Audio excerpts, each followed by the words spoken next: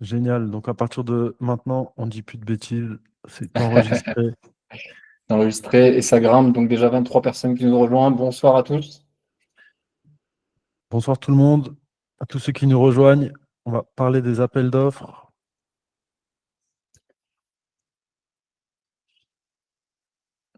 Ouais, c'est les petites minutes d'attente.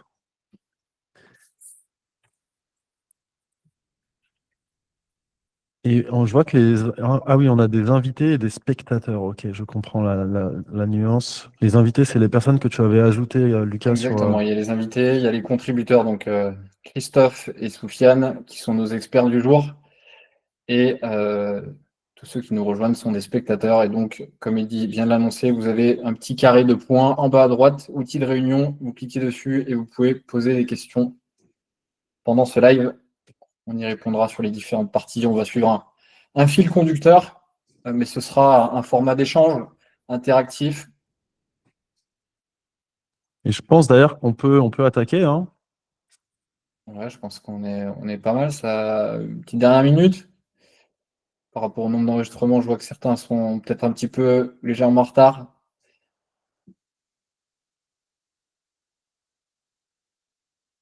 Bon, on va commencer les présentations peut-être. Qui pour commencer? On commence par nos invités peut-être en priorité.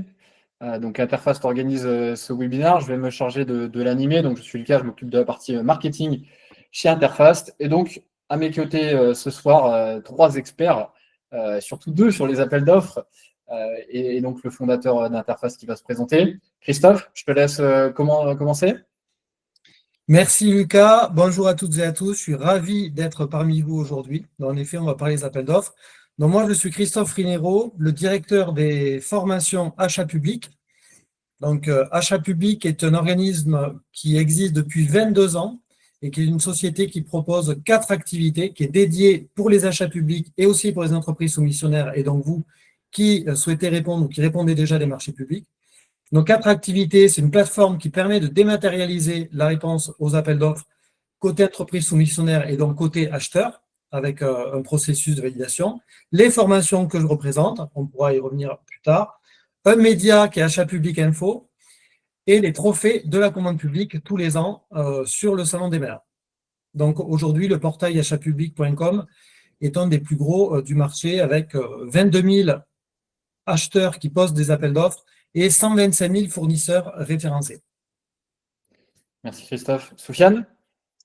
Bonjour à tous, bonsoir, je suis Soufiane Abiat, je suis le directeur de Batiprix. Batiprix, que certainement plusieurs d'entre vous connaissent, est une solution qui permet de chiffrer les travaux, mais qui est une solution très utilisée sur le marché public. Beaucoup de maîtres d'ouvrage publics montent des marchés en basant leur BPU, leur marché type accord cadre à bon de commande sur le bordereau de prix, les bordereaux de prix unitaires Batiprix. J'aurai le plaisir en tout cas de vous en toucher un petit mot sur les marchés de travaux. Donc, écoutez, je vais participer aux côtés d'Interface, qui est notre partenaire technologique. Donc, pourquoi Batiprix avec Interface? Parce que Batiprix est déjà disponible, est un service accessible depuis Interface, accessible à tous les utilisateurs d'Interface. Donc, si vous êtes utilisateur, vous y avez déjà droit, vous y avez déjà accès. Si vous ne l'êtes pas, ça sera l'occasion en tout cas de comprendre que cette solution vous permettra d'être beaucoup plus efficace et d'aller en quelque sorte vers les marchés publics si vous n'en avez jamais fait. Merci Soufiane. Eddy, bon, certains te connaissent, si certains suivent Interfast, je te laisse te présenter. Ouais, pardon, j'ai un chat dans la gorge. Bonsoir tout le monde. Donc, moi, je suis Eddy Marinier, le fondateur d'Interfast, accessoirement ancien dirigeant d'une entreprise de climatisation et de froid commercial. Et on est en mission pour vous simplifier la vie dans la gestion d'entreprise, le fait de pouvoir piloter votre entreprise en toute simplicité, en gagnant du temps, en étant plus efficace. Et si possible, vous permettre de performer, notamment en répondant à des appels d'offres. Je sais que c'est pas quelque chose auquel on pense tout de suite quand on monte sa boîte. Et effectivement, on va voir un petit peu les mythes qu'on a en tête quand on lance sa boîte ou qu'on est déjà en train de l'opérer. Et on ne sait jamais exactement comment s'y prendre pour répondre à des appels d'offres. Pour moi, c'est important et c'est pour ça que j'ai voulu organiser ce webinaire. On avait été invité à la journée de Bati Prix, et c'est comme ça qu'on a imaginé ce webinaire, parce qu'il y avait une session à un moment sur le fait que les appels d'offres, ben, ce n'est pas réservé que pour les grosses boîtes. Il y a aussi des appels d'offres qui sont destinés aux petites entreprises, à des entreprises locales aussi. Et c'est ça que j'aimerais mettre en avant, en fait, c'est que ce soir, tout le monde reparte avec les armes pour répondre à des appels d'offres. Et on va s'assurer, en tout cas, que vous obteniez réponse à vos questions. Et ravi d'être là parmi nous ce soir avec vous tous. On est déjà 26 participants, donc c'est cool. Et merci, Lucas. Tu l'as très bien dit, donc on va essayer de vous apporter un maximum de valeur dans un temps quand même assez réduit. On a une petite heure ensemble. Pour rappel, pour ceux qui nous ont rejoints, donc en bas à droite, vous avez un petit carré de points. Si vous cliquez dessus, vous pouvez poser des questions. On y répondra pendant ce talk show. N'hésitez pas d'ailleurs à faire un test, excusez-moi, n'hésitez pas à faire un test là, de poser des questions, juste peut-être une ou deux questions pour vérifier que tout se passe bien, juste pour dire bonjour peut-être. Et je te laisse reprendre la main, Lucas, merci.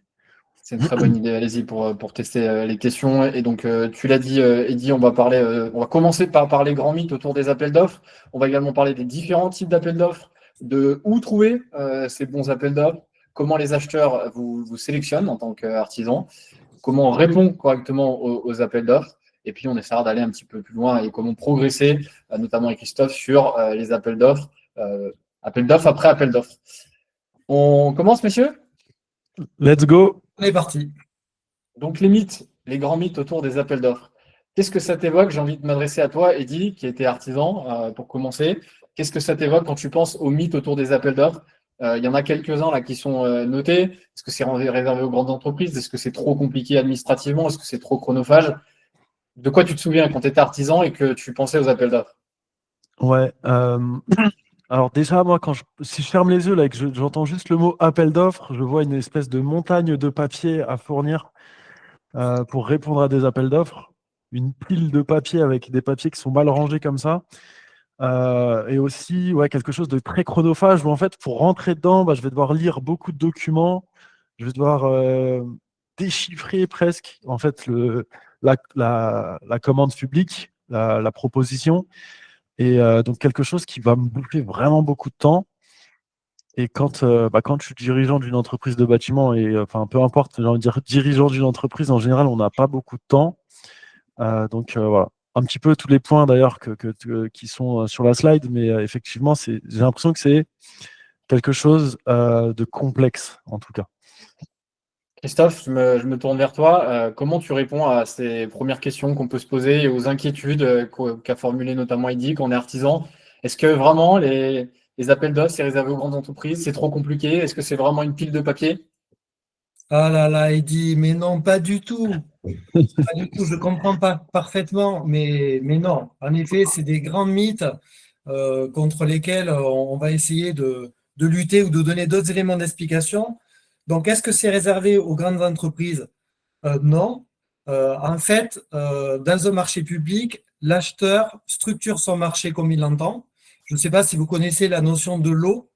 Dans un marché, un lot peut se subdiviser en plusieurs lots et le lot est l'unité indivisible en fait du marché sur le plan prix et sur le plan technique. Donc l'acheteur a la possibilité soit de faire un seul lot où il y a plein de choses dedans. Donc plus en fait l'appel d'offres est gros, plus ça va favoriser des gros donneurs d'ordre parce qu'il aura la taille critique et le pluridisciplinaire, toutes les compétences pour répondre. Mais plus il va y avoir plein de petits lots, plus ça va être petit, ciblé, local, plus ça va favoriser l'artisan, le petit entrepreneur, etc., qui n'a pas la taille critique suffisante. Et moi-même, je réponds à des appels d'offres depuis plus de 15 ans. Donc, j'appartiens à un grand groupe qui a une taille critique. Et il y a plein d'appels d'offres auxquels je choisis volontairement de ne pas répondre parce que j'estime que j'ai aucune chance de gagner face à un petit donneur d'ordre. Parce qu'en général, une grande structure est intermédiaire, fait travailler des sous-traitants, etc., prend une marge au passage. Donc, ça vaut le coup que quand c'est assez complexe. Si le lot est petit, local, etc., je ne serai pas assez compétitif en prix, même en développement durable, en proximité géographique pour pouvoir gagner. Donc, la manière dont l'acheteur structure le marché induit si il va cibler des grandes entreprises ou des petites.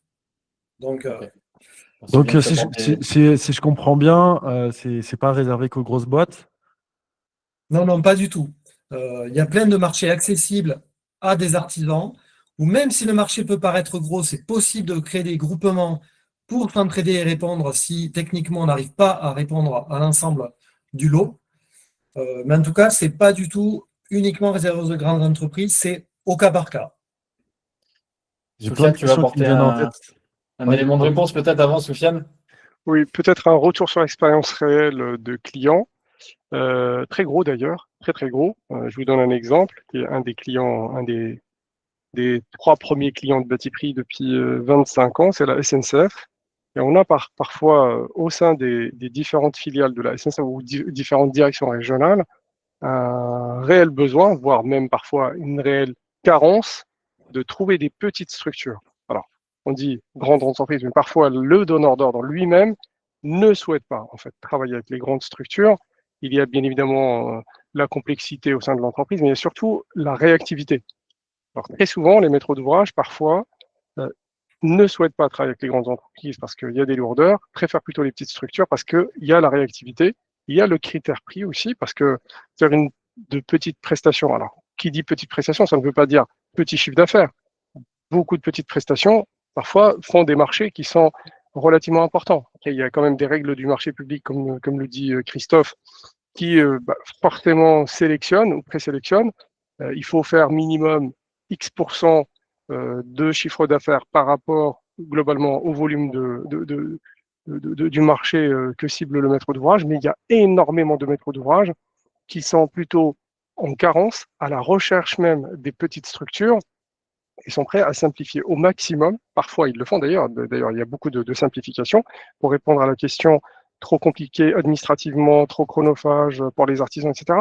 C'était vrai il y a quelques années, il y a 15-20 ans. Ce n'est plus vrai aujourd'hui parce que vous avez des procédures totalement dématérialisées, la possibilité de répondre avec un formulaire simplifié, même pas besoin de tout fournir avant d'être attributeur. Donc avant, juste pour répondre à l'appel d'offres, il n'y a pas besoin de signature électronique, il y a beaucoup de choses qui ont été simplifiées, justement pour permettre aux petites structures d'accéder à la commande publique. Donc en tout cas, vraiment, n'hésitez pas de vous rapprocher même des très grandes structures à votre disposition éventuellement pour faire des mises en relation.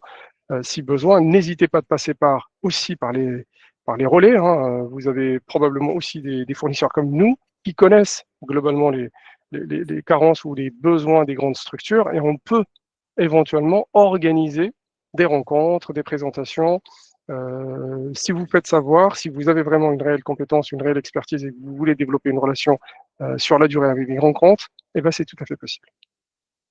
Merci Soufiane. Juste avant que Lucas reprenne la main, n'hésitez pas juste à poser vos questions comme ça. S'il y en a qui sont relatives à ce qu'on est en train de dire, on pourra les poser aussi aux participants. Donc n'hésitez pas à poser toutes vos questions. C'est le moment ou jamais de poser vos questions là, sur tous les appels d'offres. Et merci Soufiane. Moi, j'ai plein de questions qui sont en train de venir. Je suis en train de tout noter. Lucas, je te relaisse la main. Garde-les bien au chaud. Garde-les bien au chaud. On va aller concrètement justement sur tout ce que vous avez commencé à adresser. Et pour démonter tous ces mythes, il faut des solutions concrètes. Donc, je vous propose de commencer par ce point-là. C'est quoi les différents types d'appels d'offres? Soufiane, je te laisse peut-être commencer cette fois. Qu'est-ce que tu as vu passer, toi? Comment tu décrirais les appels d'offres que tu vois passer? Alors, forcément, il y a les marchés publics, il y a le marché privé. La commande publique représente quand même la plus grosse part, en tout cas aujourd'hui, sur les marchés de travaux. Vous avez à peu près globalement les mêmes contraintes d'ailleurs. Hein. C'est pas parce que c'est du marché privé qu'il y a moins de contraintes. Parfois, les marchés privés sont d'ailleurs beaucoup plus complexes que les marchés publics, d'accord, et beaucoup plus risqués pour les entreprises. En tout cas, pour les entreprises de travaux, parce que vous avez au moins une garantie sur la commande publique, vu qu'on parle principalement quand même dans le webinaire de la commande publique, pour des marchés publics, c'est la garantie de règlement. En fait, vous serez à 98%, 99% réglé quoi qu'il arrive. Dans le privé, eh ben, c'est quand même beaucoup plus compliqué. Ça paraît peut-être absurde, mais il y a quand même beaucoup plus de démarches qui permettent justement d'obtenir des règlements et dans des délais très raisonnables dans le marché public plutôt que dans le marché privé. Donc, en tout cas, sur la structure des marchés, j'en ai touché un petit mot tout à l'heure, vous avez forcément Christophe en a parlé, vous avez forcément tout type de marché. Il y a des marchés qui sont beaucoup plus gros, type, si on reste sur notre cœur de métier, des marchés type tout corps d'État, hein, qui ne sont pas, même si c'est des marchés tout corps d'État, c'est pas systématiquement réservé à des grandes structures, à des grandes entreprises générales de travaux.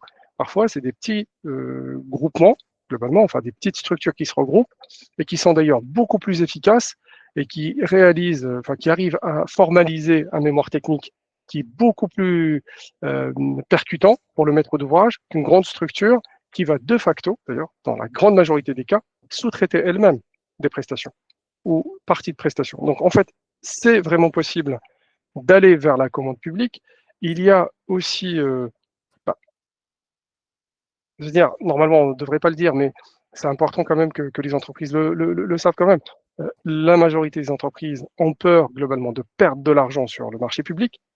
Je vous assure que la grande majorité des entreprises de travaux avec lesquelles on travaille gagnent plutôt mieux leur vie dans les marchés publics que dans les marchés privés. Vous avez beaucoup plus d'exigences.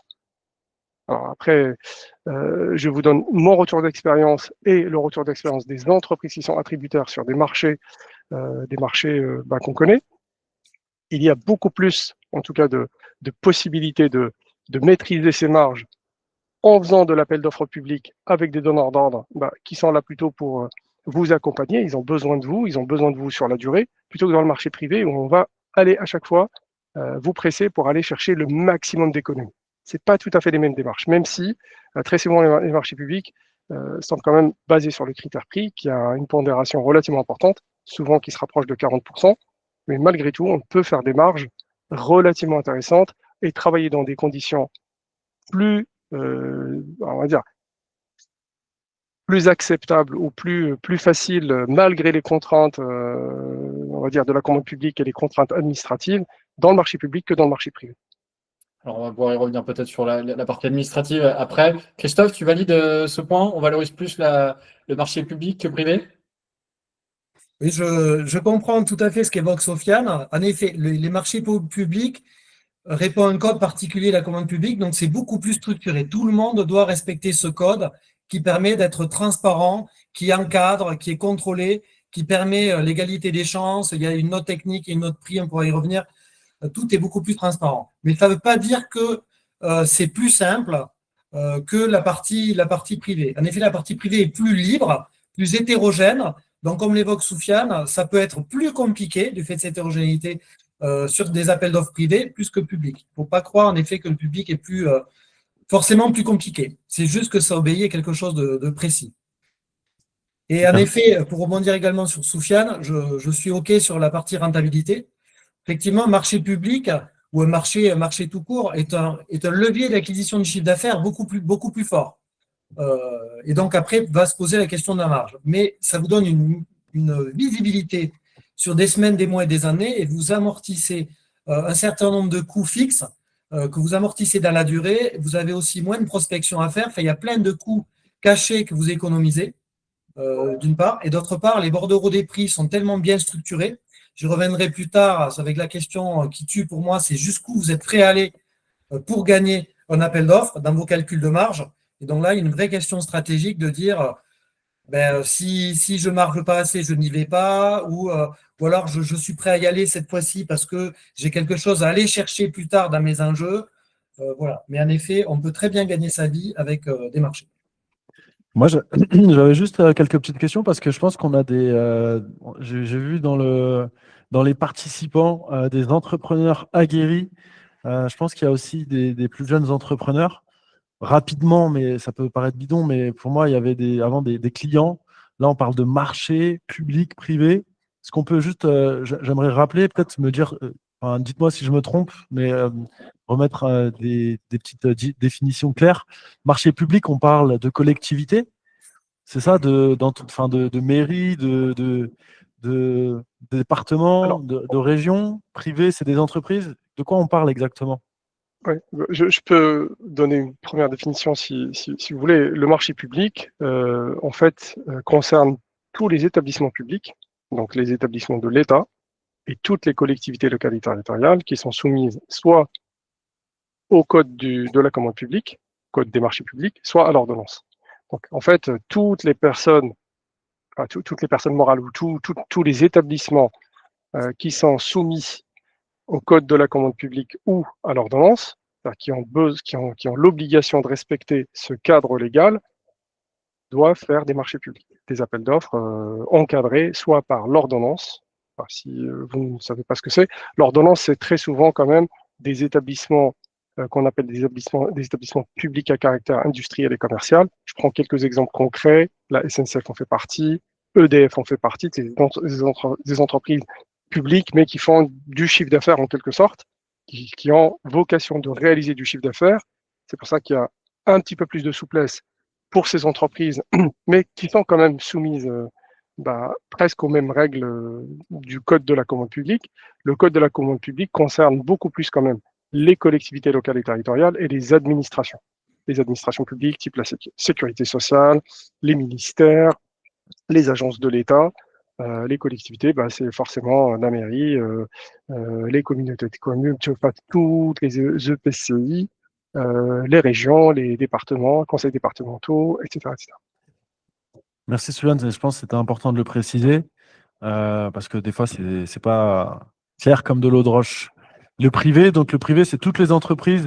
Par exemple, si moi, demain, j'ai besoin, je dis n'importe quoi, mais d'un fournisseur de papeterie, je peux émettre un appel d'offres aussi. Est-ce que je vais m'y prendre de la même manière qu'un marché privé, enfin un public, je veux dire? De quoi on parle là pour le privé? Oui. Alors, le marché privé, pardon, Christophe, vas-y Oui, si tu veux. vas-y, Soufiane. Ouais. Donc, L'un ou l'autre, peu importe, le c'est un marché talk privé, show, on est. en fait, c'est la même chose. Finalement, entreprise privée, exemple, je sais pas moi, AXA, un grand assureur comme AXA, une banque, peu importe, une entreprise privée qui a du patrimoine immobilier qui veut faire des travaux, globalement, elle va avoir les mêmes contraintes qu'une administration publique ou qu'un établissement public à caractère industriel, qu'un établissement public, peu importe d'ailleurs sa forme, s'il est de l'État ou s'il est plutôt du côté des collectivités. En fait, c'est à peu près la même chose. La principale, le changement, ou plutôt la différence, elle se situe juste dans la partie formalisation, la formalisation de l'appel d'offres et la contractualisation. D'un côté, vous avez beaucoup plus de règles qui sont établies, accessibles à tous, donc on peut franchement très rapidement se les approprier, surtout quand on commence, surtout avec des petits, les petites collectivités, etc., n'ont pas forcément beaucoup plus d'exigences que les très gros. J'ai dit tout à l'heure que effectivement les très gros cherchent aussi des petits, mais c'est quand même beaucoup plus facile de travailler avec les petits établissements publics. Côté marché privé, vous avez un contrat que vous signez par exemple avec AXA, mais c'est quand même plus hétérogène, c'est totalement libre. Donc AXA peut vous imposer tout un tas c'est un contrat privé, de droit privé. Donc peut vous imposer tout un tas de choses qui ne sont absolument pas encadrées, qui sont encadrées par le code du commerce, les règles de l'art classiques de collaboration entre un fournisseur et un prestataire, un acheteur, pardon, mais il n'y a pas vraiment de cadre global défini à l'avance. C'est la principale différence. Donc, marché public, c'est le code de la commande publique ou l'ordonnance, établissement public ou collectivité locale et territoriale. De l'autre côté, c'est des marchés privés qui sont accessibles ou réalisables avec des entreprises lambda, des entreprises privées, tout simplement. Et c'est beaucoup plus dur. Ouais, ce que je comprends, c'est que ce que tu dis, c'est que on a plus de chances de réussir à connaître la recette pour répondre à un appel d'offres public que privé, parce que l'appel d'offres public, il est cadré, il y a une structure, il est visible aussi, il est transparent. C'est ça que tu veux dire? Oui, mais carrément. Oui. Vas-y, Christophe. Oui, je dirais que oui. Je m'accorde avec ce que dit Soufiane, c'est-à-dire que le besoin sur le fond est le même, que ce soit un donneur d'ordre public ou privé, de réaliser un ouvrage. Le besoin sur le fond est le même et va mobiliser les mêmes compétences côté entreprise soumissionnaire artisan, mais c'est le formalisme qui va changer. Et donc, le formalisme, il est connu, il est public. Donc, une fois qu'on l'a appris, on peut ensuite le dupliquer d'appel d'offres en appel d'offres. Il y a beaucoup plus de liberté d'hétérogénéité côté privé. Donc, ça peut être plus ou moins structuré. Quand on est dans le privé, on n'est pas obligé de mettre en concurrence, par exemple. On peut faire du gré à gré directement avec quelqu'un avec qui on a envie de travailler, sans forcément mettre en concurrence. Donc, Ok. Ce que Voilà, tu dis, c'est important. Ça veut dire que sur le marché d'appel d'offres public, tout le monde a sa chance. Alors que dans le privé, exactement. il y a du copinage ou autre. En théorie, si on est meilleur que l'entreprise d'à côté, dans le public, on a notre chance. Dans le public, il y a des publications obligatoires, d'une information obligatoire pour que tout le monde puisse avoir l'information. Donc, on va revenir après de comment on accède à cette information. Mais tout le monde peut avoir l'information, accéder à ce marché pour décider d'y répondre ou pas, dans le délai qui est imparti.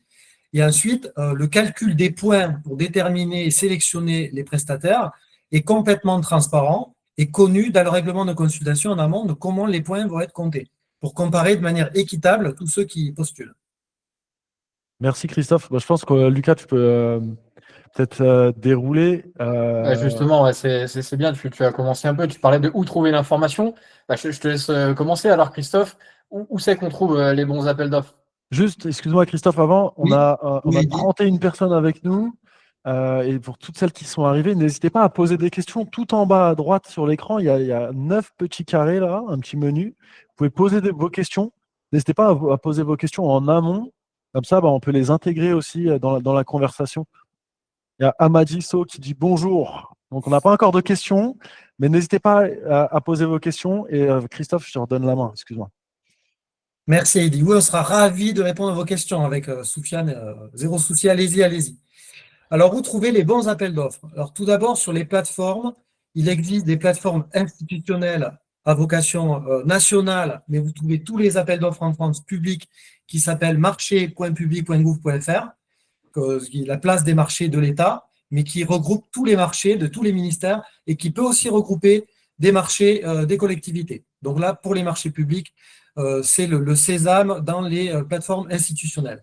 Ensuite, toujours dans le public, vous allez avoir des plateformes régionales, comme Maximilien, par exemple, pour la région Île-de-France, et vous allez avoir un petit peu chaque région qui va regrouper tous les marchés publics régionaux, presque chaque région administrative, comme Alsace, marché public, etc., s'organise pour animer son territoire et faire en sorte que les marchés publics soient visibles sur le territoire et avec des artisans, quand c'est des marchés de travaux, pour pouvoir répondre sur le territoire. Christophe, Ensuite, je te coupe. oui. Attends, je te coupe, excuse-moi, parce que ça vient en même temps les questions là, pas des utilisateurs, mais de moi-même. Ce que tu dis, c'est qu'il y a une espèce de grosse base de données nationale. J'ai mis le lien d'ailleurs dans le chat, c'est marché-public.gouv.fr, sur lequel on va regrouper tous les marchés publics, c'est ça, de France et de Navarre? Toute la partie, oui, marché public, mais ça va les regrouper quand on est volontaire, pas de manière automatique. Si quelqu'un veut mettre que son marché sur la plateforme Maximilien d'Île-de-France, il sera sur Maximilien et pas forcément sur la plage des marchés publics. Voilà, c'est Donc, ça il qui faut m'intéresse. organiser sa veille en fonction de notre stratégie de réponse, si on est à vocation locale, nationale, etc., pour choisir les bonnes plateformes sur lesquelles je vais organiser ma veille. Donc, il y a aussi des plateformes privées, donc achatpublic.com, par exemple, pour ne pas la nommer, qui est une des plateformes leaders des plateformes privées, qui est aussi permet de trouver plein d'appels d'offres publics. Il y a aussi marchandline.com, France Marché, enfin, il y en a plusieurs aussi des plateformes privées qui permet de aussi compléter les appels d'offres publics pour aider tout le monde, tous les entreprises soumissionnaires à trouver des appels d'offres. Ce que tu veux dire, c'est, moi j'essaie de traduire en langage Oui, bien sûr. Bien sûr. néophyte. Ce que tu veux dire, c'est qu'il y a des sites, des plateformes, là, ce dont je parle, où on peut s'inscrire et rechercher des appels d'offres avec certains critères. Par exemple, moi j'habite à Suresnes, je veux rechercher des appels d'offres qui sont à Suresnes.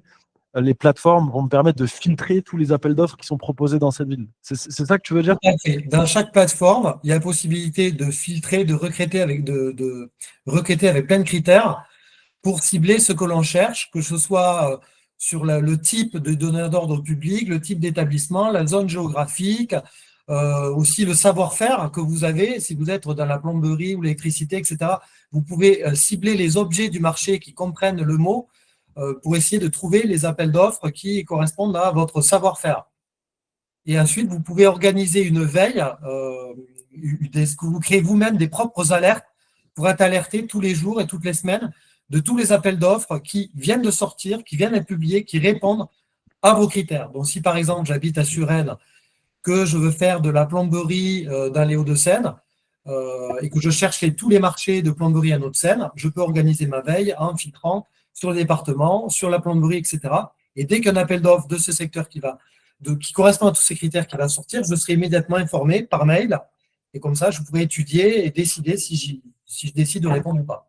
Et ça coûte combien tout ça, là, à peu près? Enfin, je ne te demande pas de me donner un prix exact, mais quelqu'un qui se lance là, qui se dit, OK, bah, je vais rechercher, il va sur le portail gouv.fr. Bon, c'est un bourbier parce que là, c'est trop national. Il va sur l'Alsace, etc.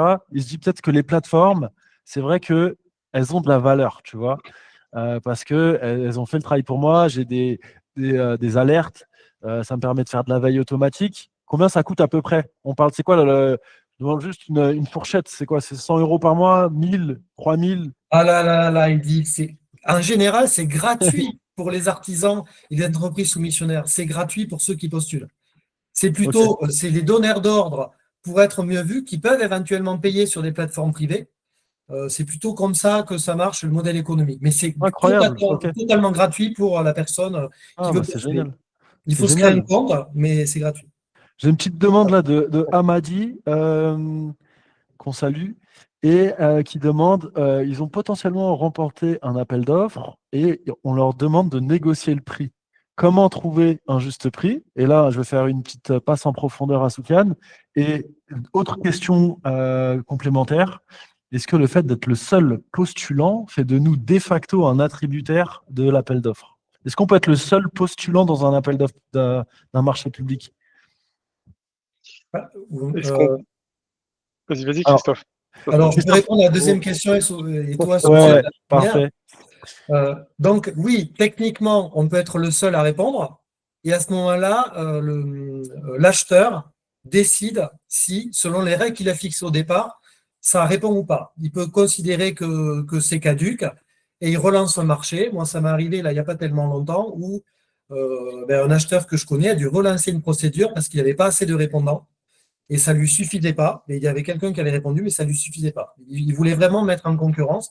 Donc, il a dû revoir son cahier des charges pour l'allotir différemment, pour faire en sorte qu'il y ait plus de répondants. Voilà, donc ouvrir un petit peu plus. Peut-être que c'était trop restrictif et ça a trop fermé de portes et ça n'a pas donné suffisamment envie de répondre. Juste, merci Christophe. Avant que Sofiane réponde, j'ai une autre question qui m'est très personnelle. Est-ce que l'acheteur peut consulter lui-même les entreprises? Est-ce qu'il a ce droit ou ce pouvoir? Ou est-ce qu'il doit absolument passer par les plateformes? Ou les deux?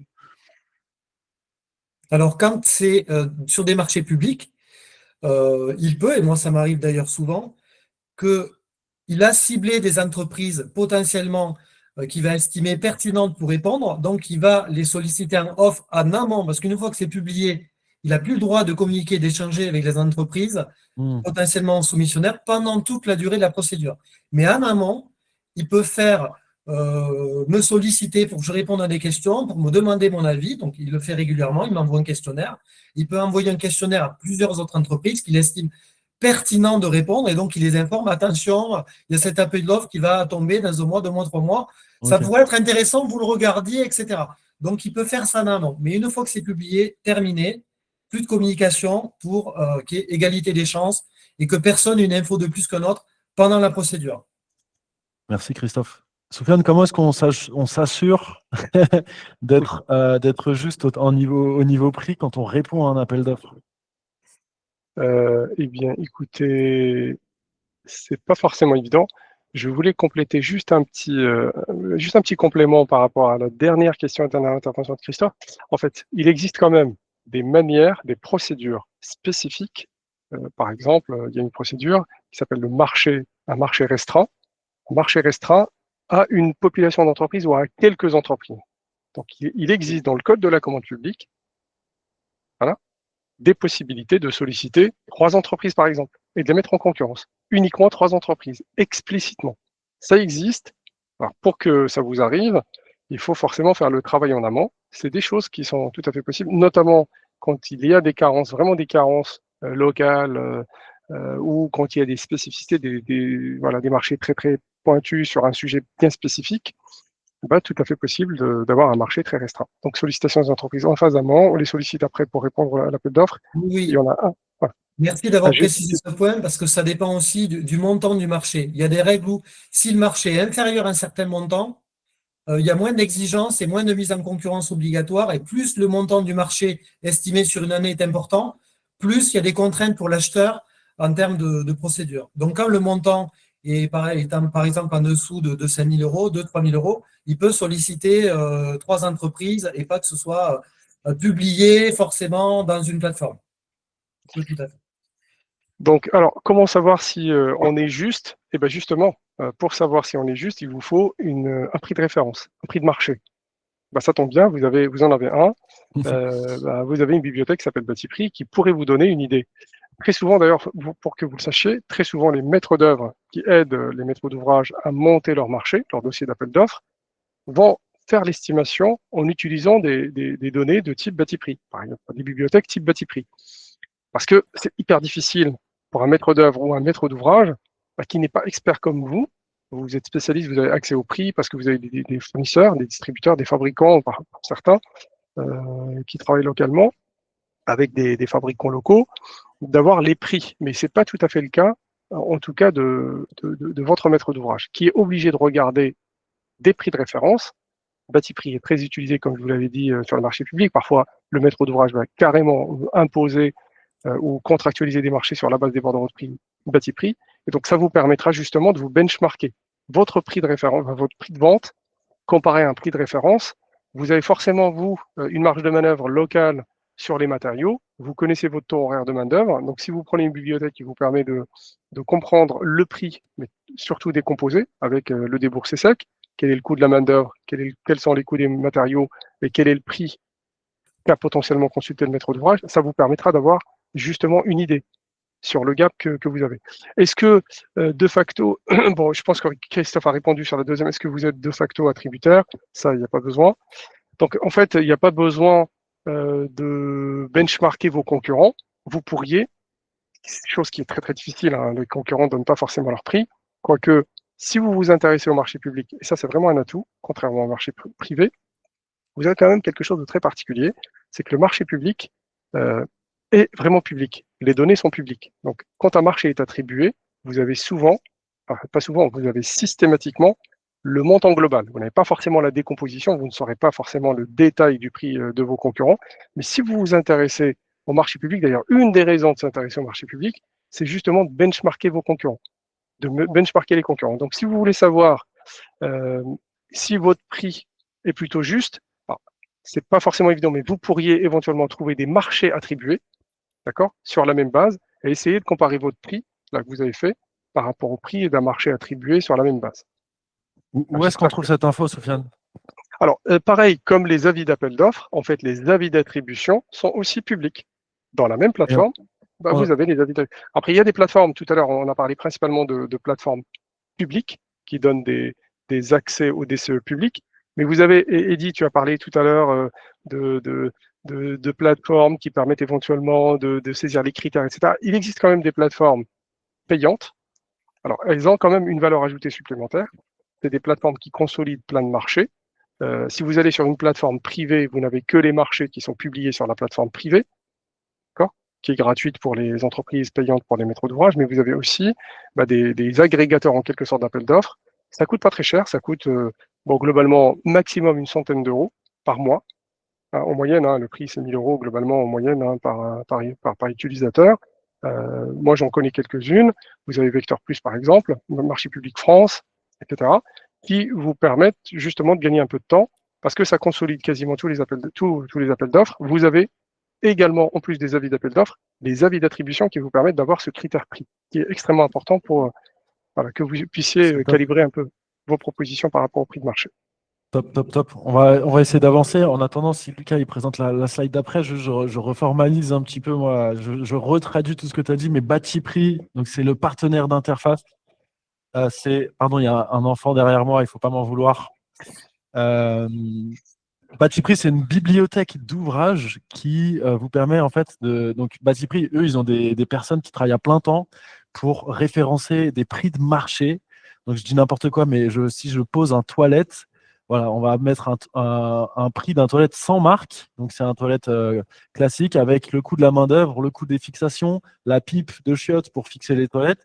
Et, et en fait, l'acheteur, donc la mairie de Suresnes, par exemple, qui veut faire installer des toilettes dans sa mairie, et quand elle va publier l'appel d'offres, l'acheteur ne connaît pas les prix du marché, comment est-ce qu'on chiffre un toilette. Donc, ils vont, eux, être aussi clients de Bati Prix et ils vont déterminer les enfants, mais ne faites pas d'enfants, s'il vous plaît. Ouais, je plaisante. Ah, on n'entend rien, de toute façon. On n'entend rien du tout. Je rigole. Et du coup, les acheteurs, donc, ils vont se baser sur la base de Bati Prix. Donc, quand on est côté répondeur, enfin, comment dire répondant, merci Christophe. Quand on répond, et ben forcément, si on utilise Bati Prix, on est sûr d'être assez aligné avec ce qu'attend l'acheteur de son côté. On a une question justement sur Bati Prix, peut-être, Soufiane, d'un utilisateur qui nous demande comment Bati Prix prend-il en compte les différences régionales, sachant que les prix ne sont pas les mêmes partout en France. Justement, en fait, sur le prix, si vous regardez la décomposition, en tout cas, du prix publié par Bati Prix, vous avez deux parties, deux composantes dans le prix, enfin, plutôt plusieurs composantes. Vous avez le taux horaire de main-d'œuvre, qui est, lui, local. Donc, les taux horaires de main-d'œuvre de Bati Prix sont plutôt les taux de la région Île-de-France. Donc, en fait, les différences entre les régions, on peut facilement en fait, les calculer, parce que vous avez des publications, la publication des fédérations professionnelles sur les écarts entre les régions. Donc, il y a une vraie méthodologie. Vous avez aussi, depuis Bati Prix, la possibilité, ou depuis Groupe Moniteur, la possibilité d'accéder aux indices et index qui vous permettent d'avoir la différence de prix sur le salaire. Mais l'entreprise connaît déjà son salaire. En fait, très souvent, c'est pas là le problème. Le problème, il est plutôt sur les coûts des matériaux.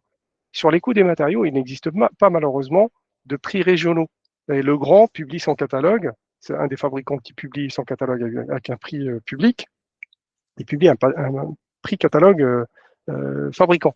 Les distributeurs, malheureusement, si vous prenez n'importe quel distributeur, la plateforme du bâtiment, forcément les prix sont... Il n'y a pas de méthodologie, ils sont très localisés. Donc la plateforme du bâtiment, je sais pas, ou un point P, je prends juste une enseigne peut-être très connue, point P, le point P qui est plutôt proche ou plutôt situé dans une métropole, ne va pas vendre avec le même prix qu'un point P qui est situé plutôt dans une zone lointaine où les coûts, ces frais généraux sont relativement faibles. Malheureusement, il n'y a pas de méthodologie pour calculer le prix régional, le prix local. Par contre, vous avez quand même le prix national, le prix de marché. La différence de prix, franchement, sur les matériaux, elle n'est pas très, très importante. Les autres composantes du prix, vous les avez aussi. Si vous regardez Bati Prix, vous avez le prix de vente, mais qui est calculé sur la base des coefficients de frais généraux et des coefficients de bénéfices. Donc, à partir du moment où vous avez tous les paramètres de calcul du prix, toutes les données de calcul du prix de façon très transparente, vous avez la possibilité de benchmarker et vous avez aussi la possibilité de comparer le prix national par rapport au prix local que vous avez. Ça vous permet aussi, parfois, pour des marchés qui sont parfois un peu plus et vous pourriez éventuellement aussi y répondre, un peu plus des départementaux, régionaux, des clients, des maîtres d'ouvrage qui vont avoir du patrimoine un peu plus diffus. Une région, c'est quand même plusieurs départements et vous pourriez éventuellement, en tout cas, analyser le prix de marché sur la base de ça. Mais il n'y a pas vraiment de méthodologie sur les prix régionaux. Et alors, il y a une question qui va introduire un peu cette nouvelle partie, toujours de Mustapha, qui nous demande comment une PME peut-elle rester compétitive face à une grande société qui bénéficie, elle, déjà de prix réduits grâce à des achats en gros. Est-ce que tu veux peut-être nous répondre, Christophe? Oui, alors, comme évoqué précédemment, en effet, ça dépend comment le marché est structuré. Si le marché est sur un petit besoin local, il peut y avoir, parce qu'il y a la partie du coup matière première dans le coût, mais il y a aussi tout l'aspect service, etc. Et donc, un très gros donneur d'ordre, souvent avec tous ses coûts de structure, etc., il ne va pas pouvoir forcément être compétitif quand le besoin du client est petit et très localisé. Donc là, même avec un déficit de départ prix de négociation sur les matières premières, il y a quand même une carte à jouer à l'artisan sur la partie service. Et peut-être aussi, si le marché est assez ouvert, il y a aussi le choix des matériaux. Certains peuvent être plus qualitatifs que d'autres. Et il peut y avoir un calcul, une démonstration faite par l'artisan du retour sur investissement pour le client de prendre un matériau peut-être légèrement plus cher, mais de meilleure qualité, qui va durer plus longtemps, qui va être plus écologique, qui va faire des économies d'énergie et à terme faire économiser de l'argent au client, même si facialement, il a l'impression que directement, il paye quelque chose de plus cher. Merci Christophe. Je Moi, rajouterais juste. Oui, Ouais, pardon. Vas-y. Non, vas-y, Sofiane. Ouais. Je rajouterais juste une petite info qui n'est pas forcément anodine. C'était la question tout à l'heure. Vous avez un sujet chez les maîtres d'ouvrage publics, dans les marchés publics, c'est les offres anormalement basses. C'est vraiment une obligation pour l'acheteur public d'identifier, de mettre tout en œuvre pour identifier les offres trop basses, qui ne sont pas crédibles. Alors justement, comment un maître d'ouvrage qui n'est pas expert dans le prix va pouvoir qualifier qu'une offre est anormalement basse? Donc, déjà, il faut faire attention de ne pas trop baisser le prix. Il y a forcément, le critère prix est forcément déterminant pour gagner des marchés, ça c'est une certitude, mais de plus en plus quand même, les maîtres d'ouvrage essayent de modérer le critère prix, qui n'est pas au-delà de 40% d'ailleurs, dans la grande majorité, et qui baisse de plus en plus les années passent, plus on met moins de poids sur le critère prix que le critère expertise, etc. C'était la question. Qu'est-ce qu'un artisan doit mettre en avant pour convaincre? Eh ben, un artisan, il a beaucoup plus d'atouts parce qu'il a plus d'expertise, probablement, parce que c'est probablement lui-même qui va réaliser la prestation ou il aura des équipes qu'il va suivre en proximité. C'est lui qui s'engage plutôt qu'une grande entreprise qui va répondre et qui pourrait potentiellement, par exemple, parfois sous-traiter parce que ce qui l'intéresse, c'est plutôt de faire du quantitatif. Voilà, oui, pardon, pour juste. compléter, Soufiane, parce que ça m'est déjà arrivé dans d'autres marchés, quand le client soupçonne qu'il y a une offre anormalement basse, il peut demander le découpage hyper fin de comment le prix était constitué, donc le prestataire est obligé de justifier comment il a décomposé tout son prix, et donc ça peut mettre en lumière qu'il y a un endroit où il n'a pas été totalement honnête, où ça ne correspond pas à un prix du marché, où c'est totalement infaisable. Et donc c'est vraiment assez... Ça, c'est sur les marchés publics, Christophe? Oui, c'était sur un marché public. Merci Christophe. Moi, j'ai une question. Si là, je lance ma boîte là demain, je suis tout seul. Est-ce que je peux répondre à des appels d'offres? Absolument, tout à fait. Tout seul, avec Tout zéro seul. expérience. Absolument. L'expérience peut s'acquérir avec la formation. Il y a une courbe d'apprentissage. On pourra y revenir ultérieurement, mais pour moi, répondre aux appels d'offres, c'est vraiment une stratégie à moyen terme. Ce n'est pas tout de suite, immédiatement, que je peux gagner le premier. Il y a une courbe d'apprentissage qu'il faut prendre par le bon bout. C'est une stratégie payante à moyen terme si on investit un peu de temps au début, mais ce temps, il est capitalisable et dégressif dans le temps. Je pourrais expliquer comment on fait. Ouais, et moi, je vois le temps là qui file et j'aimerais qu'on apporte vraiment un max de valeur à tous ceux qui sont présents aujourd'hui et qui nous regarderont aussi dans le futur. En tout cas, merci, c'est top. Et enfin, il y a beaucoup de valeur pour moi et pour tous ceux qui nous regardent. Comment est-ce qu'on répond concrètement à un appel d'offres là? Donc là, j'ai trouvé, je suis parti sur ma plateforme. C'est quoi les documents qu'il faut remplir? Est-ce qu'il faut que je présente ma fiche d'imposition? Il faut que je montre mon cabis, c'est quoi mes bilans? Enfin, qu'est-ce que je dois remplir? Quelle est la quantité de documents à remplir? Combien de temps ça prend? Alors, c'est tout à fait. C'est là que c'est intéressant, c'est qu'en général, dans un appel d'offres, l'acheteur va structurer en deux grandes parties, le dossier administratif et le dossier technique, qui se compose du mur technique. Et il y a le bordereau des prix. Dans le dossier administratif, c'est quelque chose que vous pouvez totalement capitaliser d'un appel d'offres à l'autre. Donc, une fois que vous l'avez fait, ben, il est quasiment prêt pour à chaque fois les autres fois. Donc, dans le dossier administratif, vous avez le cabis. C'est tout le temps un cabis de moins de 3 mois. Donc, là, ensuite, vous avez l'habitude tous les 3 mois, vous renouvelez, vous connaissez la procédure. En général, il y a attestation URSSAF depuis moins de 6 mois.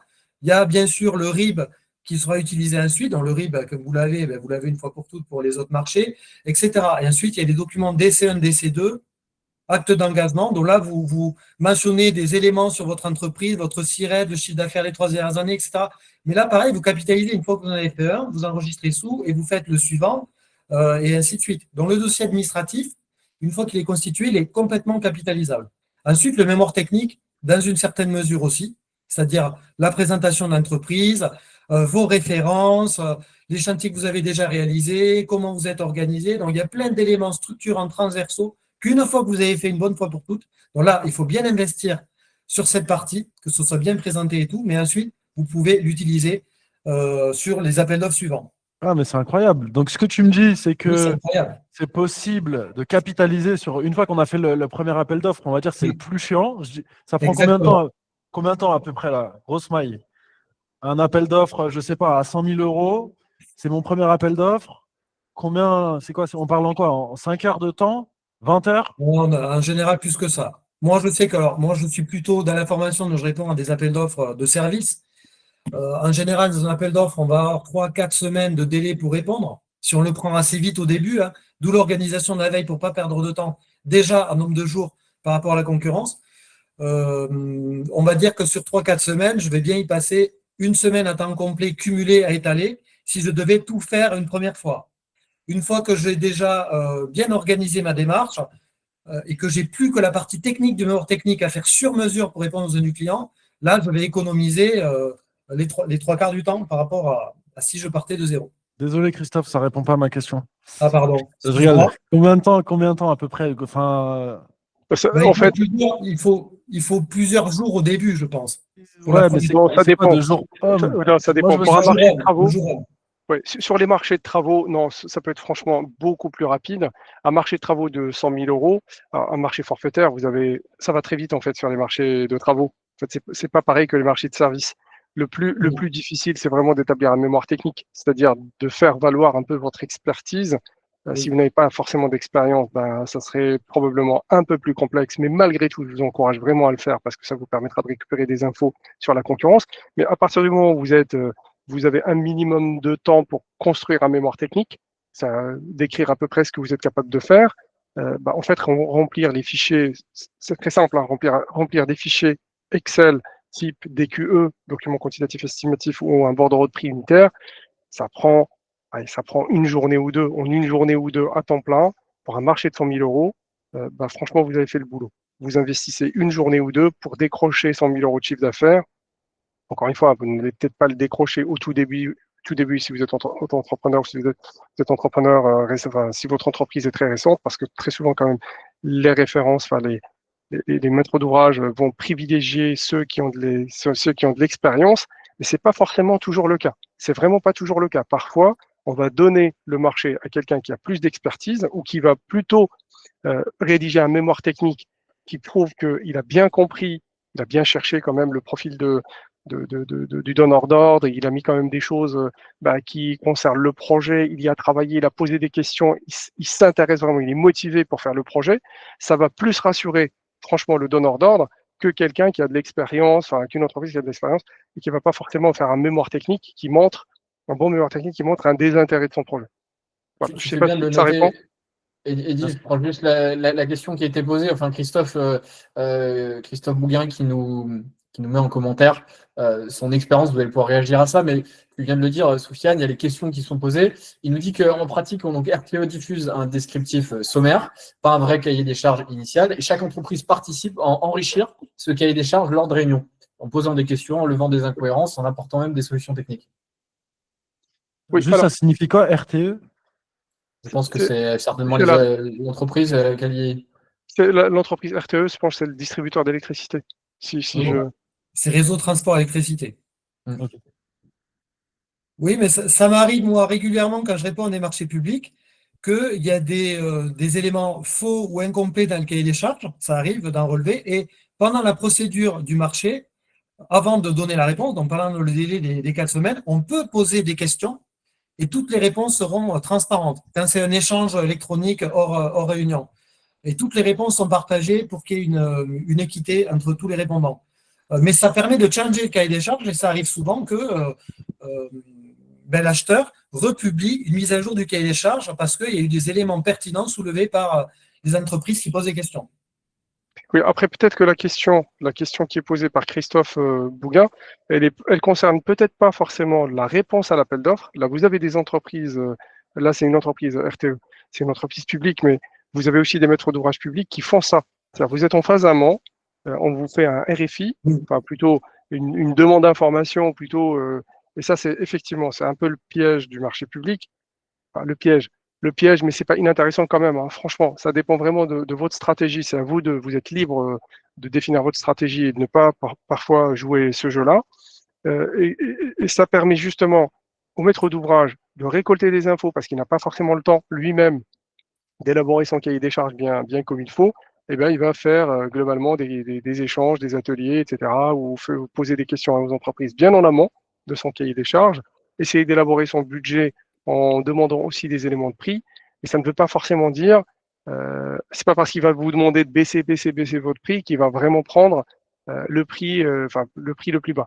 Et je veux dire, franchement, le secret, pour juste finir sur cette partie-là, le secret dans le marché public, comme dans le marché privé, le donneur d'ordre public, malgré toutes les contraintes qu'il a administratives, le cadre légal du code de la commande publique, en fait, ne l'empêche absolument pas d'établir un lien d'affinité avec vous.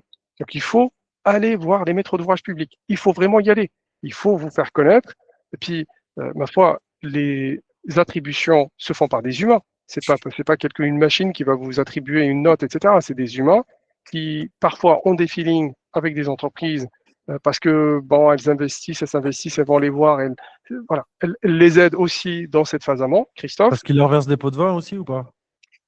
Non, alors les pots de vin, malheureusement, ça existe dans le marché privé, dans le marché public. Je ne sais pas, moi, j'en connais pas. Mais indépendamment de pratiques qui sont vraiment pas du tout des pratiques courantes. Hein, non, mais moi je rigole, Ah, Sofiane, mais je dis ça parce que tu sais, non. tu sais, quand on est, enfin, en tout cas, moi j'avais une petite boîte, on était 7, mais on a l'impression que c'est du copinage aussi des fois les achats. En fait, je dirais, franchement, ça fait un peu rire des gens de l'extérieur, mais un acheteur, il a besoin de connaître son fournisseur. C'est pas une question de copinage. Vous, Eddy, si demain vous voulez solliciter une entreprise pour travailler avec vous, franchement, vous n'allez pas prendre le premier qui vous fait le meilleur prix, le meilleur truc technique, enfin le meilleur mémoire technique. Ce qui vous intéresse, c'est aussi de rencontrer les gens qui vont travailler avec vous. Il faut sentir tout ça et il y a une relation humaine qui s'établit aussi avec le maître d'ouvrage public. Et en fait, tout ce qu'on dit là, toute la partie procédure, formalisme, etc., n'empêche absolument pas le travail humain que vous devez faire, c'est-à-dire aller vers les acheteurs publics, essayer de comprendre leurs contraintes, leurs attentes, parce que eux-mêmes, ils n'ont jamais le temps de tout formaliser. Ils ne vont pas tout formaliser dans les dossiers d'appel d'offres. Et pour compléter, Sofiane, c'est un peu ce que j'évoquais aussi tout à l'heure, c'est vraiment une stratégie à moyen terme de décider de répondre à les marchés publics. C'est pas je le fais une ou deux fois et j'arrête, parce que là, du coup, ça va pas marcher. C'est une démarche qui prend du temps pour aller voir, donc dans la durée, pour rencontrer les gens et être en amont des cahiers des charges. Moi, ça m'est déjà arrivé de gagner des appels d'offres parce que j'avais justement participé à des réunions, comme la question de Christophe en amont, qui permet d'influencer comment le cahier des charges sera rédigé, de sorte que j'ai plus de chances de gagner quand j'y réponds, sur la manière dont c'est rédigé. Et donc, tout ça, c'est créer ce relationnel en amont. Et donc, Eddy, juste pour te compléter un peu ce que tu dis, alors c'est un peu vrai de façon péjorative. On dit, bon, en fait, l'acheteur, il connaît telle boîte, forcément. Mais en fait, c'est normal. L'acheteur, il a été en proximité avec l'entreprise, il le connaît, qui l'a écouté, etc., qui a investi du temps en quelque sorte. Et donc, le retour sur investissement, il est tout à fait normal. Ouais, mais quand on a, tu vois, quand on a quand t'as une boîte classique, je veux dire une PME, une TPE, PME française, 10-15 personnes, et que tu as en face de toi des boîtes, des majors qui ont des employés qui ont le temps de faire du lobbying et de passer toute leur journée à la mairie de Tartampion pour faire du lobbying, bah, comment tu fais pour avoir un avantage et toi, essayer de répondre à cet appel d'offres? Mais je pense que la réponse, elle est dans la question, c'est qu'il faut s'attaquer à des appels d'offres qui sont proportionnels à la taille de notre entreprise. Absolument. Oui, c'est tout ça. à fait. Voilà, en tout cas, comment est-ce une autre stratégie, c'est quand l'appel d'offres est gros, c'est soit être sous-traitant des gros qui vont répondre, ou faire des groupements, donc s'associer soit avec d'autres entreprises, soit pour compléter son savoir-faire. S'il y en a un qui fait la plomberie, l'électricité et qui connaît le marché, ouais. voilà, soit pour avoir une plus grosse taille critique. J'avais la question d'ailleurs, comment est-ce qu'on fait un groupement? Comment est-ce que ça se passe là? Je suis plombier, j'ai un pote qui est électricien. Comment je constitue le groupement? C'est dans la réponse à l'appel d'offres, on va répondre tous les deux? C'est une réponse commune? Est-ce qu'il faut faire 2 dossiers différents et distinguer les lots? Comment ça se passe? Il y a plusieurs manières de faire, parce qu'il y a des groupements solidaires, des groupements conjoints, etc. En général, l'acheteur préfère un groupement solidaire parce que ça veut dire que s'il y en a un qui est défaillant, tout le monde est solidaire entre eux, et voilà, globalement. Du coup, c'est comme un couple qui achète, qui emprunte à deux. Le banquier, il veut que l'autre soit solidaire, qu'il soit solidaire des deux côtés, sinon il ne va pas avoir suffisamment confiance. Donc ensuite, ça veut dire qu'il va y avoir un représentant du groupement. Donc les deux sociétés s'entendent pour savoir qui va représenter le groupement, qui va être mandataire, dans le terme technique du groupement. Et dans la réponse, en général, on explique pourquoi du comment on a fait ce groupement, quelle est la complémentarité, quel est le savoir-faire des deux. Et la réponse est construite ensemble, quand c'est le même lot. Et ensuite, si c'est des lots séparés, chacun travaille sur une partie. Mais moi, j'ai déjà fait ça plusieurs fois. Et voilà, si on s'entend bien avec notre partenaire, on réussit à monter des offres, des propositions ensemble et on gagne. Génial. Il ne reste pas très longtemps. Moi, je peux déborder un petit peu, mais on ne va pas déborder trop. J'ai encore quelques petites questions et merci en tout cas à tous hein, pour toutes les réponses. Euh, Ça coûte combien de se former aux appels d'offres? Est-ce que c'est mieux que je me forme moi-même en tant que dirigeant, que j'embauche quelqu'un, que je forme, que je recrute quelqu'un qui est déjà formé, mais que… Comment ça se passe, Christophe? Toi, tu formes des gens toute la journée? Oui, oui, tout à fait. On forme des gens toute la journée, toute l'année. Donc pour moi, c'est vraiment une stratégie à plusieurs niveaux. Alors il y a en effet la formation. La formation, ça va vous faire gagner énormément de temps au début si vous partez de zéro.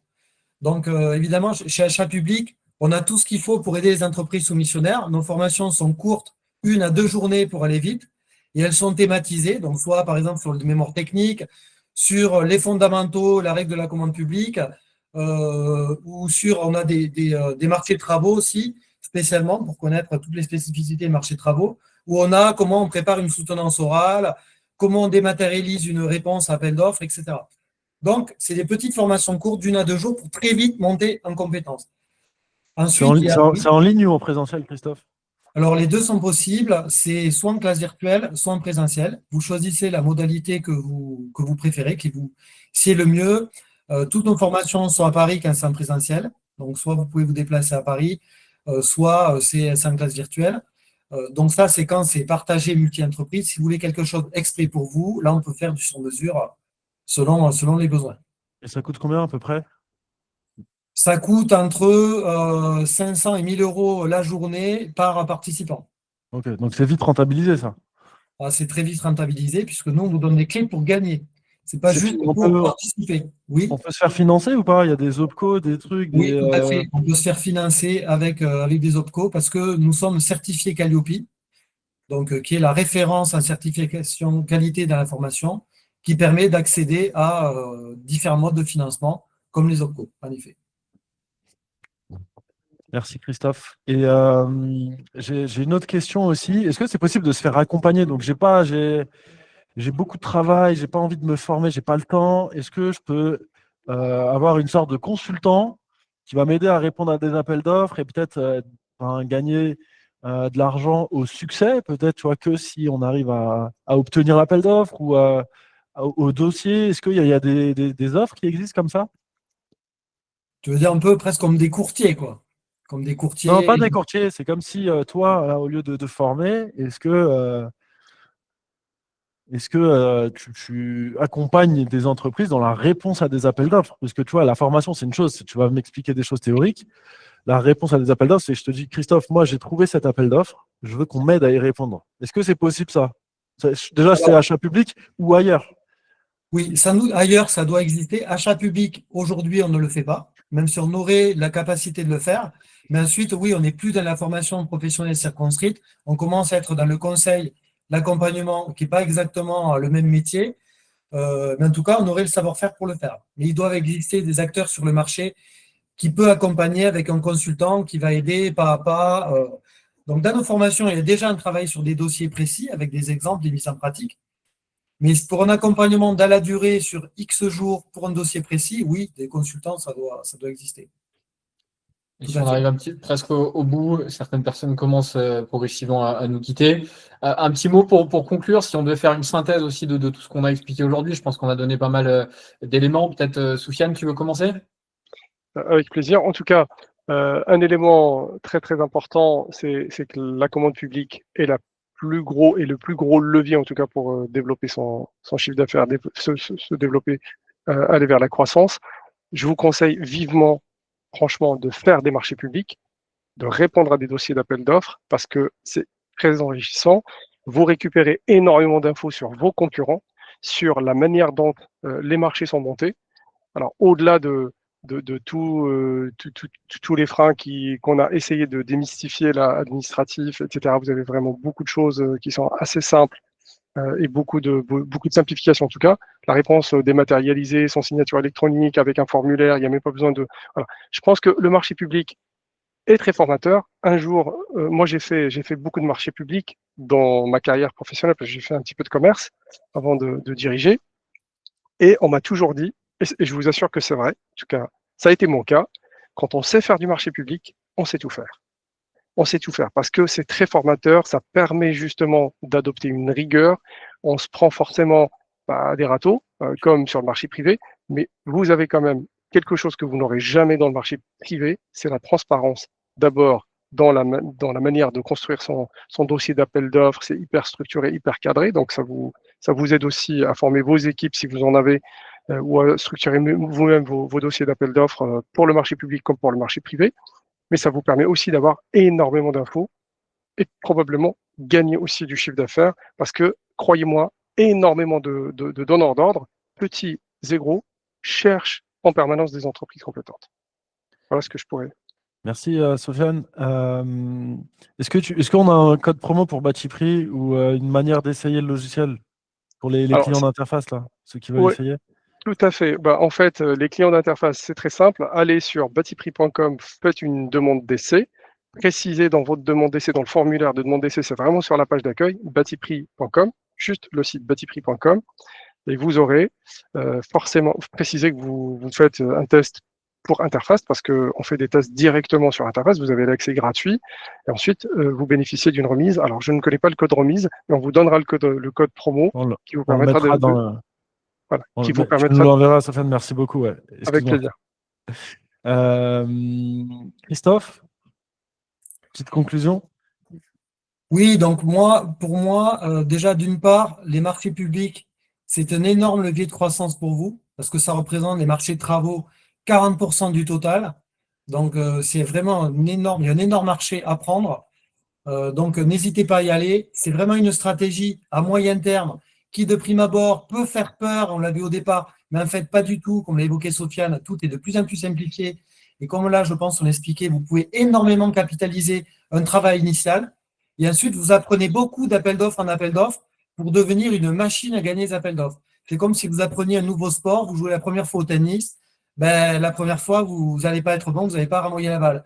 Mais très vite, vous allez progresser et très vite, vous allez battre tous vos adversaires en ayant appris petit à petit des échecs. On apprend aussi dans les échecs. Mais comme on sait qui a gagné, on sait à quel prix il a gagné globalement, on échange aussi avec l'acheteur pour comprendre le détail des prix, le détail des notes techniques, de qu'est-ce qui nous a manqué.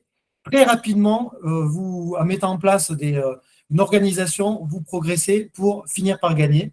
Et ensuite, avec l'inertie également dont on a parlé, si vous travaillez bien avec le client, vous avez une bonne proximité avec lui, vous allez regagner des marchés pendant des années et les fidéliser.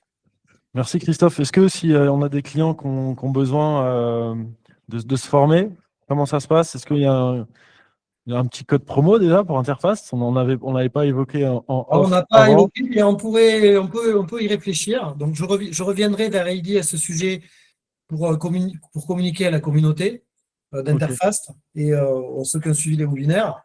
Allez sur achatpublic.com. Sur achatpublic.com, dans le menu, vous avez le choix entre soit vous former, donc vous allez accéder à notre catalogue de formation, ou aller sur la plateforme Achat Public pour créer votre compte et d'ores et déjà accéder à un moteur de recherche de marché public pour vous positionner, pour postuler. Au moins, regardez.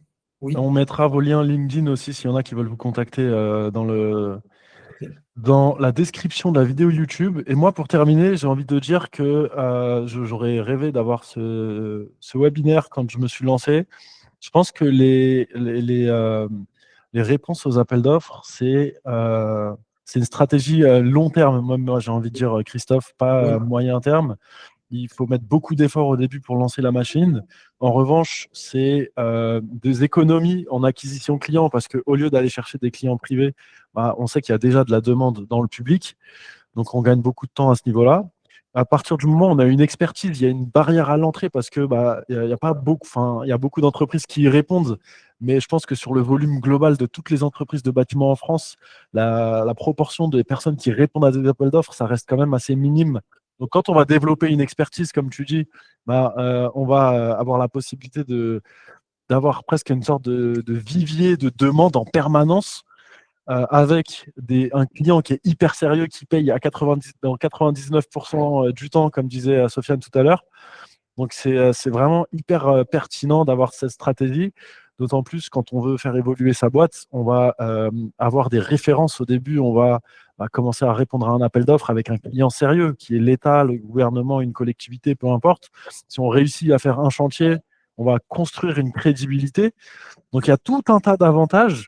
Je pense, j'invite tout le monde, à ceux qui participent et ceux qui verront cette vidéo a posteriori, à considérer. Mais voilà, il faut avoir conscience aussi de l'engagement que ça implique. Donc au début, c'est un petit peu comme tout, hein, j'ai envie de dire, il parlait du tennis. Alors le tennis, c'est un bon exemple, mais il faut du temps avant d'être bon. Ça ne se fait pas en 2 secondes. Mais il y a un engagement long terme parce qu'au début, on va peut-être avoir beaucoup d'échecs dans la réponse aux appels d'offres. Il faut s'y préparer. Et, euh, et j'ai perdu ce que je voulais dire, mais c'est pas grave. Mais en tout cas, Eddy, juste pour compléter ce que tu dis, ce qui est vrai là, ce que tu dis, ce qui est vrai pour le marché public, l'est aussi pour le marché privé. Ça ne veut pas dire que répondre au marché privé, c'est très simple, et puis on gagne du premier coup, etc., etc. C'est exactement la même chose. Le seul frein, en tout cas le seul mythe, on a essayé en tout cas de le déconstruire, c'est les procédures, les formalismes en quelque sorte du marché public. Ça demande un petit peu plus d'organisation, mais croyez-moi, une fois que vous en avez fait quelques-uns, après, ça roule tout seul. Juste le mémoire technique qui est à chaque fois personnalisé. Le reste, c'est vraiment les mêmes documents que demandent tous les maîtres d'ouvrage publics. Soufiane, et il y a un autre exemple qui est l'informatique. Peut-être que c'est un meilleur exemple. Quand vous ne savez pas où cliquer, ça paraît être une montagne qui est infranchissable en fait. Et si vous dites ça sur les non, c'est infranchissable. Mais en fait, dès que vous savez où cliquer, eh ben, tout s'ouvre et vous trouvez tout beaucoup plus facile. Donc, osez le faire et vous allez voir que ça va marcher. Merci à tous. Bon, je pense que c'est une session hyper intéressante et on essayera peut-être un jour d'aller plus en profondeur sur les appels d'offres, de rentrer dans le concret peut-être, de regarder qu'est-ce qu'un DCE, un mémoire technique, etc. On va y réfléchir. N'hésitez pas à nous envoyer des messages pour nous dire si ça pourrait être intéressant pour vous. En tout cas, merci à tous. Merci Lucas, merci Christophe, merci Soufiane, merci à tous les participants. On mettra les liens LinkedIn de Christophe, Soufiane, si vous voulez leur poser des questions complémentaires. N'hésitez pas à contacter Achat Public pour vous former. Encore une fois, c'est un investissement, donc on va se former une fois et ensuite on va savoir répondre à des appels d'offres. N'hésitez pas à tester Batiprix dans la continuité si vous comptez répondre à des appels d'offres ou même avoir des prix marché. Batiprix, c'est un de nos partenaires. C'est un acteur historique et un acteur de confiance dans le bâtiment. Sinon, nous, on les aurait pas choisis aussi pour être notre partenaire. Et juste pour terminer, j'aimerais annoncer une petite nouveauté sur Interfast. Concernant les appels d'offres, on a activé l'équipe technique pour qu'ils sortent ça aujourd'hui, pour qu'en tout cas, je puisse vous annoncer la nouvelle.